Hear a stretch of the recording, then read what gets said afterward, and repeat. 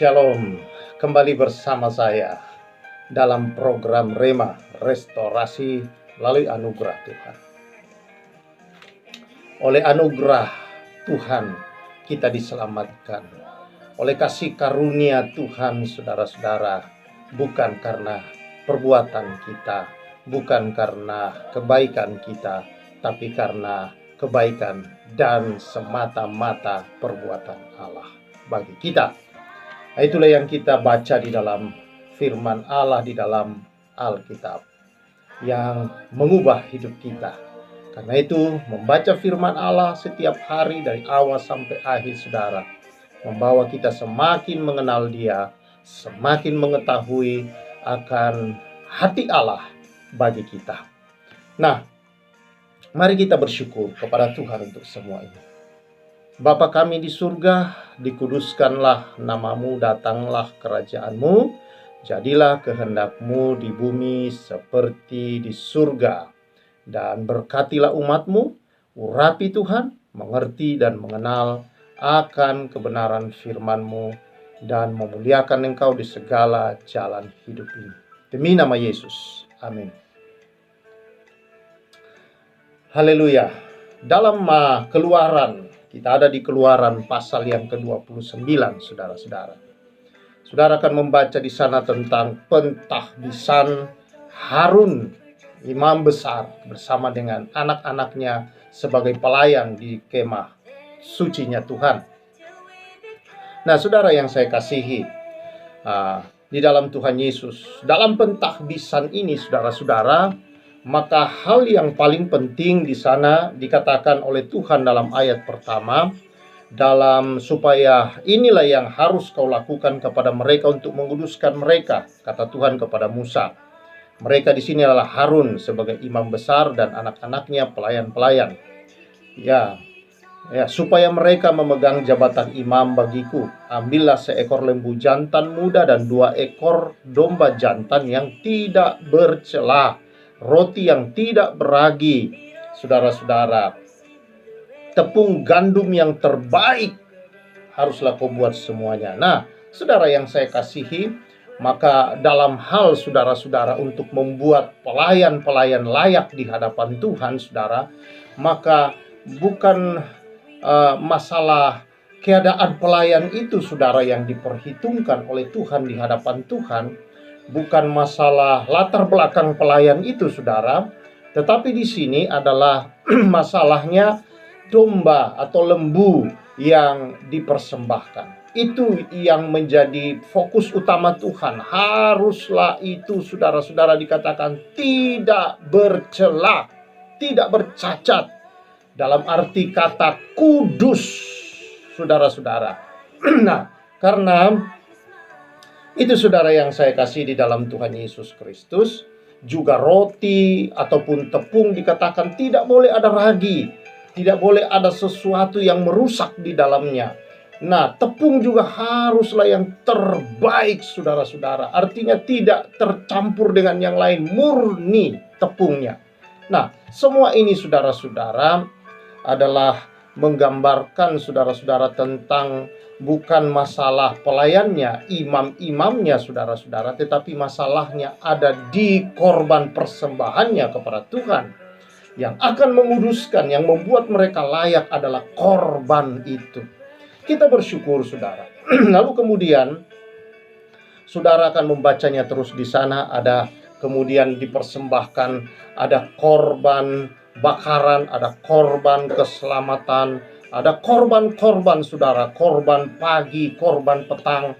Tidak pernah diungkit masalah dosa umat, tetapi yang menjadi hal utama di hadapan Tuhan adalah kekudusan dari korban, cara mempersembahkan korban-korban itu, saudara.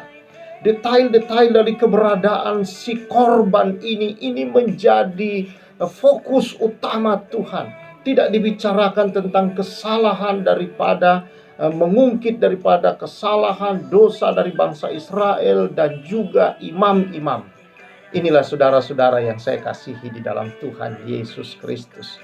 Kita bersyukur, saudara-saudara, bahwa Tuhan bukan memperhitungkan kesalahan kita. Tuhan bukan masalah mengungkit atau mencari dosa kesalahan kita, saudara. Tetapi saudara, Tuhan Bapa di surga, Allah fokus dengan korban yang diberikannya. Karena ini yang menentukan semua, baik keadaan atau tidak.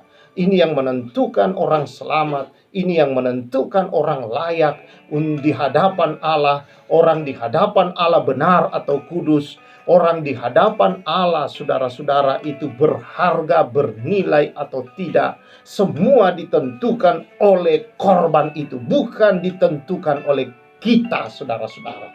Semua bukan ditentukan oleh perbuatan baik kita, bukan ditentukan oleh ketaatan kita, tetapi saudara, semua ditentukan oleh korban yang diberikan. Satu orang tidak taat, semua manusia jatuh dalam dosa. Itu ada dalam Roma 5 ayat 17. Tetapi oleh satu orang yang taat, maka kita semua benar, saudara-saudara.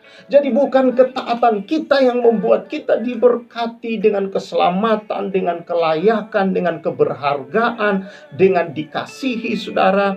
Bukan ketaatan kita, saudara, tapi karena ketaatan Yesus mati di atas kayu salib. Korban-korban ini, saudara, berkali-kali sudah kita pelajari dari awal, saudara-saudara, bahwa Alkitab kita ini, baik perjanjian lama maupun perjanjian baru, berbicara tentang anaknya, yaitu Yesus Kristus. Allah fokus kepada anaknya, bukan fokus kepada kita. Allah fokus selalu kepada anaknya, saudara. Bahwa ini yang terpenting bagi Allah. Mengorbankan anaknya, memberikan anaknya, saudara. Karena inilah satu-satunya jalan untuk membuat kita berharga, berkenan, benar, kudus di hadapan Allah. Inilah satu-satunya, saudara-saudara, jalan yang bisa membuat kita selamat, saudara-saudara. Inilah satu-satunya jalan, saudara-saudara, untuk kita menerima hidupnya Allah di dalam hidup kita. Dan itu nyata dalam Keluaran 29 ini. Dalam ayat yang ke-43 berkata demikian. Atau dari ayat 42 saya baca. Suatu korban bakaran yang tetap di antara kamu turun-temurun di depan pintu kemah pertemuan di hadapan Tuhan. Sebab di sana aku akan bertemu dengan kamu untuk berfirman kepadamu. Di sana aku akan bertemu dengan orang Israel dan tempat itu akan dikuduskan oleh kemuliaanku. Aku akan menguduskan kemah pertemuan dan mezbah itu, lalu Harun dan anak-anaknya akan kukuduskan supaya mereka memegang jabatan imam bagiku. Aku akan diam di tengah-tengah orang Israel dan aku akan menjadi Allah mereka. Maka mereka akan mengetahui bahwa akulah Tuhan yang membawa mereka keluar dari tanah Mesir, supaya aku diam di tengah-tengah mereka. Akulah Tuhan Allah mereka. Korban itulah yang membuat mereka bisa mendengar Tuhan. Korban itulah yang membuat bangsa Israel menjadi tempat tinggalnya Tuhan, di mana Tuhan mau menemui mereka, Tuhan mau berbicara, Tuhan mau menyatakan kemuliaannya, Tuhan menguduskan mereka, saudara. Tuhan membenarkan mereka hanya melalui korban. Dan Tuhan mau menjadi Allah mereka karena korban itu. Inilah maksud kematian Kristus. Kenapa Kristus harus mati di kayu salib? Dengan jalan itu, saudara, Allah menemui kita. Dengan jalan itu Allah, saudara-saudara, datang dalam hidup kita. Tinggal di dalam mezbah ini, saudara-saudara. Dalam kemah ini, yaitu tubuh hidup kita, saudara. Dan dengan jalan itulah firman-Nya Dia genapi dalam kita, janjinya Dia genapi di dalam hidup kita, hanya melalui korban Kristus di atas kayu salib. Dan Yesus berkata, sudah selesai. Dia sudah mempersembahkan seluruhnya. Semua korban-korban ini sudah Dia genapi, saudara-saudara. Janji Allah, firman Allah untuk tinggal di tengah kita dalam hidup kita. Kitalah kemahnya, kitalah bait sucinya. Dia tinggal dalam kita. Hidupnya Dia berikan di dalam kita. Kemuliaannya, kekudusannya, kebenarannya, saudara.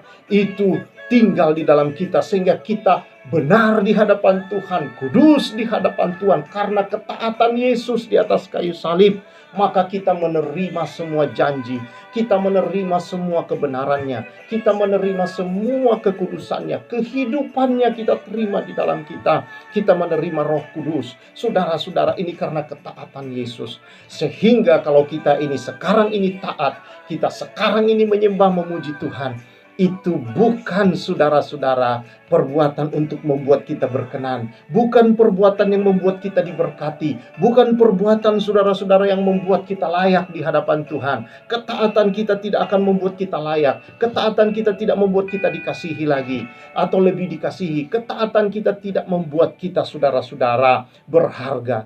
Tetapi karena kita berharga, kita benar, kita mulia, kita kudus, dan kita sudah layak, saudara-saudara, maka kita hidup taat. Berarti taat di sini, saudara, adalah buah daripada ketaatan Kristus di dalam, dan membuat kita bisa hidup taat. Saudara-saudara yang saya kasihi di dalam Tuhan Yesus Kristus, betapa luar biasa Kristus, korbannya di atas kayu salib.